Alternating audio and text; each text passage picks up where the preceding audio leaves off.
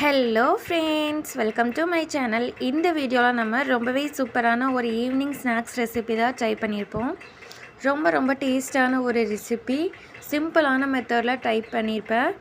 ஆக்சுவலாக மீந்து போன சாதத்தில் தான் இந்த ரெசிபி நான் செஞ்சுருப்பேன். கட்டாயமாக வீடியோ ஸ்கிப் பண்ணாமல் ஃபுல்லாக பாருங்கள். நீங்களும் ஒன்ஸ் இந்த மாதிரி ட்ரை பண்ணி பாருங்கள்.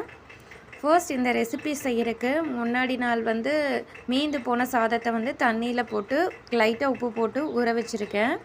இப்போ நம்ம இதை நல்லா ஃபில்டர் பண்ணி எடுத்துக்கலாம். பாருங்கள், இது போல் ஃபில்டர் பண்ணி மிக்சிங் பவுலில் எடுத்துக்கலாம்.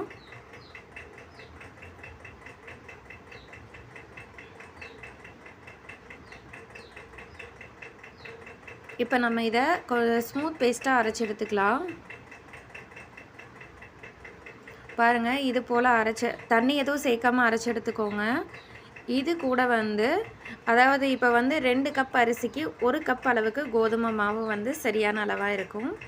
இது கூட garam masala, red chilli powder, மல்லித்தூள், ஏதாவது ஒரு அதாவது சில்லி போடுவோம் இல்லையா, சிக்கன் 65 மசாலா, அந்த மாதிரி ஏதாவது ஒரு 65 மசாலா எடுத்துக்கோங்க.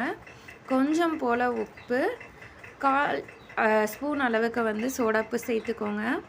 இது கூட 1 ஸ்பூன் அளவுக்கு இஞ்சி பூண்டு பேஸ்ட்டு சேர்த்துக்கலாம்.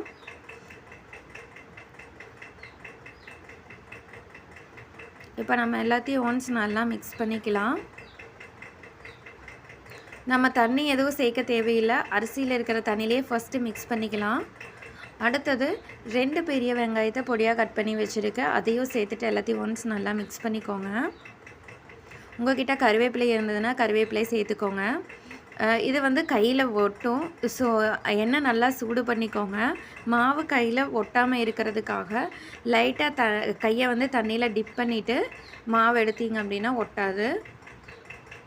இந்த மாதிரி உருண்டை பிடிச்சிட்டு நம்ம எண்ணெயில் சேர்த்துக்கலாம். ஸ்டவ்வை மீடியம் ஃப்ளேமில் வச்சு பொரிச்சு எடுத்துக்கோங்க.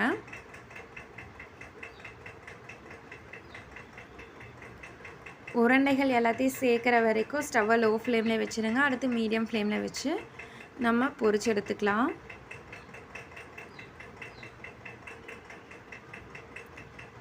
நல்லா கலர் சேஞ்ச் ஆகி வரட்டும்.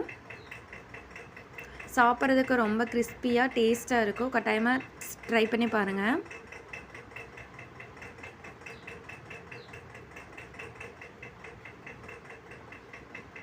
டேஸ்ட் வைஸ் அவ்வளோ சூப்பராக இருக்கும். ட்ரை பண்ணி பாருங்கள். இந்த மாதிரி கலர் சேஞ்ச் ஆனதும் நம்ம இதை ஃபில்டர் பண்ணி எடுத்துக்கலாம்.